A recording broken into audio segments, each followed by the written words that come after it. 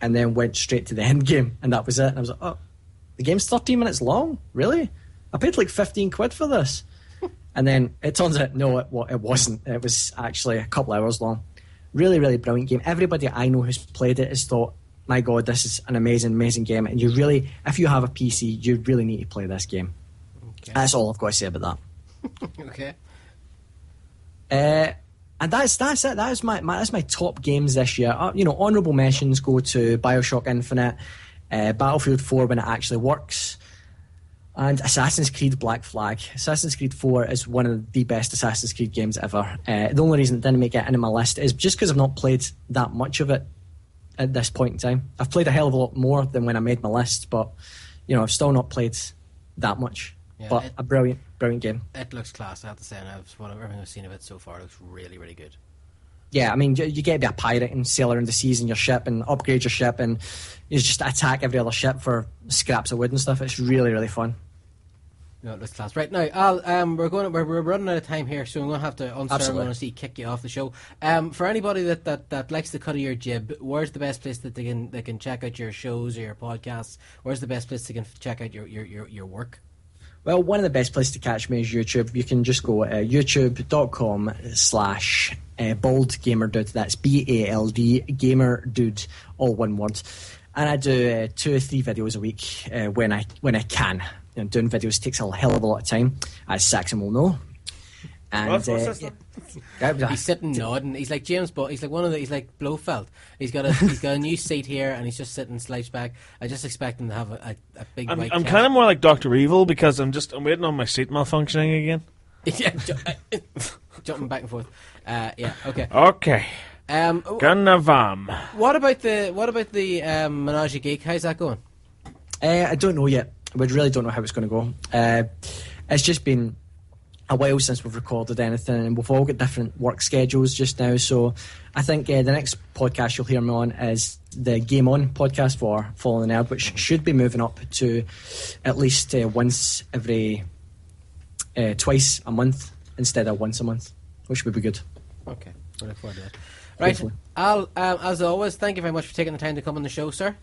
Not a problem. It was a pleasure. Okay, and as always, we do enjoy your work, and hopefully we'll have you on the show. I know it was a few weeks since we had you on the show before, but we will hopefully be talking to you quite often in the new year. Yes, once I have interesting news, I will come on. We look forward to having you. Until then, sir, keep Scotland safe, and we will talk to you very soon. I will do. Take it easy, guys. Take care. See you later. Night. Bye. Very well. Bye. Okay, this is Falling the Nerd. I'm Mark. I'm Saxon. And we're quickly running out of time, but we've more stuff to get through. We talked to Big Phil. I talked to Big Phil. Big Phil, what was your magic moments of 2013? Hello, Mark. Hello, Mark. And he gave me 3. Only 3? Only 3, because he wasn't well. I phoned him last night, and his telephone is not well because he goes, "Hello, Mark." Oh God! Imagine waking up at 3 o'clock in the morning to that. You alright, Big Phil? Hello, Mark. I'm not well. So Big Fella's not well, but we're thinking about you, Big Fella. Hopefully you'll get better soon. But his 3 big moments of the year. Interestingly, the first thing that he said to me is one of my letdowns of the year, but we'll maybe talk about that if we get time later on, was S.H.I.E.L.D. Yes, definitely. Although what he did say was that it wasn't that the show was so good, but it was just that we're getting that Marvel TV series we've wanted. It was seeing the Marvel logo, it was seeing the Agents of S.H.I.E.L.D., Joss Whedon, Avengers, everything else. I think it was just the wow of it. Yeah. Unfortunately, the show is quite a letdown. Kind of more of a... Yeah, it's devastating. That was it. Yeah. His other one now, Phil's a wild man for the cons. He loves the conventions. Right. He just loves... Like, because I bumped into him at QCon there earlier last year as well. Oh, he just loves the conventions. He has a big folder full of photographs of people signed. Not actors, just people he stalked. Right. No, I'm joking. Actors, of course. And celebrities and everything else. But he said one of the big things for him was Stan Lee has announced that he will be at this year's London Film and Comic Con, and it will be his last ever European convention. Because Stan's, 91? Yeah, he's coming to join 91 just a few days ago. So it's time he sat back and relaxed. Indeed it is. But he is going to be at this year's London Film and Comic Con. One of the other big things, and I think we can talk about this a wee bit as well, was Star Wars Celebration Europe. Yes, definitely. Even though he wasn't at it, he felt the magic. He felt the magic.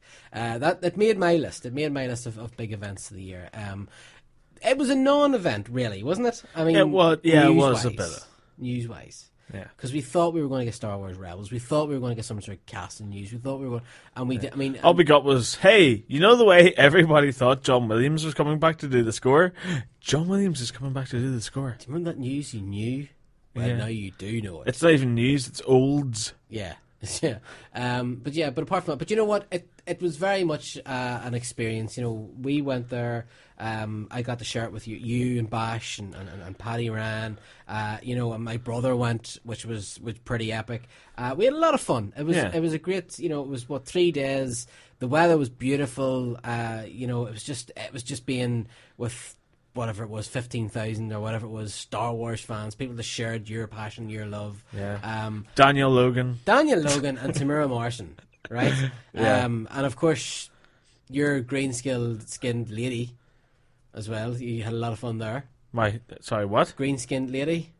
Oh yes, Femi Taylor. Indeed, how could I forget? Yes, lovely Femi Taylor. Who I then bumped into at Dublin Comic Con. Yeah, she's like, oh my God, he's back. Where's the emergency button? That's why she was tapping under the table.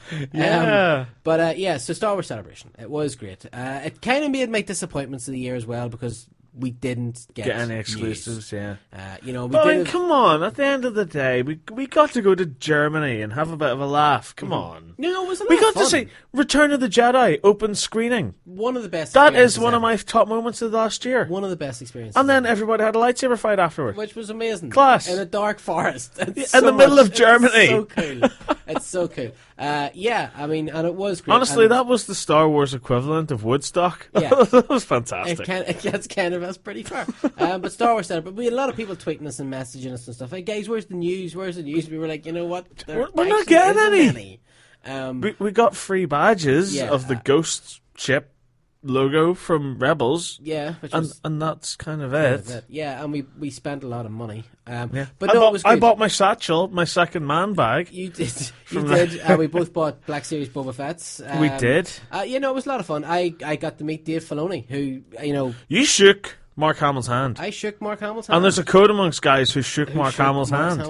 Yeah, and but it was a lot of fun. Star Wars Celebration was definitely a highlight. And we're hoping to get the celebration next year. Anaheim, yeah. In Anaheim. So that was a good one. Big Phil, that was one of his, and I think we shared that as well.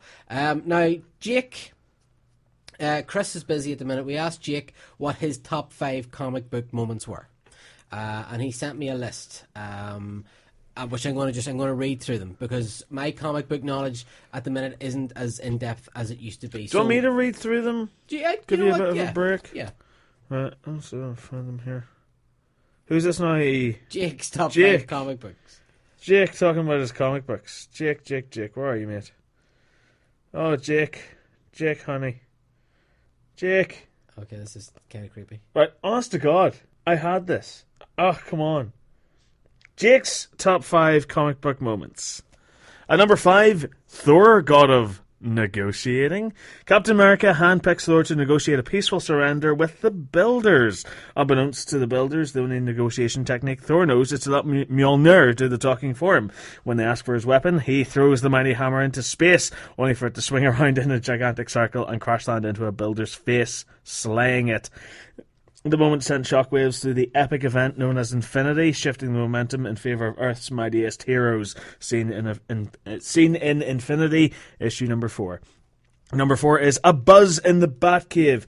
Scott Snyder's death of the family was one of the most talked about arcs in comics while it was going on. While some people were disappointed in the lack of a major death in the story, it can't be argued that the last page of the arc didn't hold huge implications for the Bat family. When Bruce is at his computer breaking down the Joker toxin that poisons his family, he notices traces of an element with the atomic symbol HA or HA in it. As a fly buzzes into the panel implying the Joker was indeed in the cave, it seems as if the clown Prince of Crime may have gotten the last laugh found in Batman issue 17. At number 3, it's a visit from your not-so-friendly neighbourhood Spidey Ock. Easily one of the most controversial moments in comics, not only in 2013 but in recent memory. Dan Slott took a large gamble when he killed off one of the most beloved characters in the medium in Peter Parker and replaced him with Dr. Otto Octavius. Had it not worked so wonderfully, this wouldn't have made the list, but Slott delivers one of the most consistently great books in comics. It's wonderful to see that Ock is indeed a superior Spider-Man. Not only a superior Spider-Man, but a subpar Peter Parker, seen in Amazing Spider-Man issue 700 and Superior Spider-Man number 1. At number 2, a DC universe without a Justice League. Speaking of huge gambles, DC definitely took a huge one when they gave their heroes an entire month off from publication and hosted Villains Month. While some books were great and others weren't, it paid huge dividends for DC when they dominated the market share for the first time in ages and gave us a great event in Forever Evil. And at number 1, it's the death of Robin. Few things pulled the heartstrings of comic readers everywhere, quite like the death of Damian Wayne. While it doesn't seem as if he'll stay gone long, you can't help but love the amount of fantastic titles that branched out from the loss of the beloved character, found in Batman Inc. number 8. And that was the top 5 moments from Jake. Okay, we're getting very near to the end of the show. We've got a few things that we want to talk about, but you know what? We're going to take a break. Currently your profile picture? Yes. Brilliant. Yes, so what a stuff. You're listening to the Following the Nerd musical. Okay, right. Unexpected. Fantastic. What we'll do? We'll jump onto the Facebook page. Wait. I had asked you guys to tell us some of the things that made your 2013. Your year. Let's see, what have I got? John Donaldson. John said he'd love to have a week shout out for the new 501st Outpost in Ireland. The first year's almost over. Maybe some of our listeners would be interested in the 501st and their charity work. Fair enough. Sarah Barkley wrote, hated the killing of Robin. For once it was a terrible, non-heroic, really in any kind of way death. Okay. To my heart's... What are you doing? Oh, sorry, I thought you were trying to get my attention there. No, I'm just flicking around on the iPad here. And 2, my heart is still broken about it because damn, Damien was the best. Also, other than Tomasi in Batman and Robin title, one issue of Nightwing, don't really like how the other Bat characters are dealing with it or the lack thereof dealing with it. Loved Man of Steel, pretty stellar and got people talking regardless if they liked it or not. Also really enjoyed the fact that Wonder Woman was announced cast to be part of that upcoming Batman Superman film. Don't know how I feel about the casting yet, but the fact that the character is getting anything at all is a step forward. Amy Williams, our own Amy, wrote, loved Wreck-It Ralph. I think you can... I loved it too, yeah. I went to QCon dressed up as Wreck-It Ralph. Brilliant film. Had so much fun watching all the vintage gaming references and characters. Paul Allen from Order 66 Toys said he loved Star Trek. DM2, any idea what DM2 is? Having the foggiest. No, that's lost me too. I'll probably after the show go, of course. Arrow. DM2 he loved? Loved DM2. DM2. Despicable Me Too. Despicable Me Too, good stuff. Loved Arrow. Hasn't been overwhelmed by Agents of S.H.I.E.L.D. Hated Man of Steel and the end of Dexter. Man of Steel seems to be one of those ones that's really love it and hate it. You know, a lot of people are... Well, no, see, that's the thing. I hated it the first time I watched it. Mm-hmm. I now own it on Blu-ray. Fair enough. I got it as well. I haven't watched it yet. And funny enough, now, a little side note, I kind of ordered 2 figures that I really wanted that are...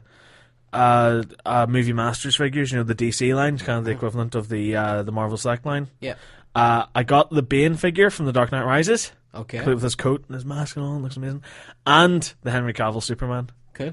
So they're on their way to me. Excellent. I ordered them yesterday. Excellent. Shane Donaghy wrote, was really surprised by The Hobbit 2. Truly, The Empire Strikes Back of The Hobbit movies. Fantastic bow and arrow scrap featuring rapids and barrels and spectacularly gory. Really? I don't know. D. Cronny hated Man of Steel and Wolverine, but loved Borderlands 2. Awesome game. D as well said, I know Borderlands was out in 2012, but I only got it this year, so for me it's one of the gaming highlights of the year. Andrew McCarroll hated Dexter. Fair enough. And that show about the mannequins who work for S.H.I.E.L.D. Shop window dummies indeed. It's a Doctor Who spin-off. It's the Autons TV series. Loved Breaking Bad and Arrow, surprised the hell out of me, and I watched my first Doctor Who this year and was so sad to find that I really enjoyed it. Yeah. What? No, because he had never watched Doctor Who, but he loved the movie. Right, okay, so what other highlights have we had? Legend Jerry, discovering that there's a season 3 of The Almighty Johnsons, and no one had told me. Do we know what that is? I've never even heard of it Jerry, before. what is that? The Almighty Johnsons sounds like a dirty movie. Curveball. Hold on. We're getting a message here. Ed said... About an hour ago. This is our own Ed. About an hour ago, Marvel Cinematic Universe put a call out for a share. maybe worth checking out, right? Not really sure. Sure. Yeah, I think it's a Facebook thing. Right, okay, we'll see what else have we got. Yes, Andrew O'Carroll, who writes for us, wrote, when Following the Nerd was quoted on the back of Half Past Danger,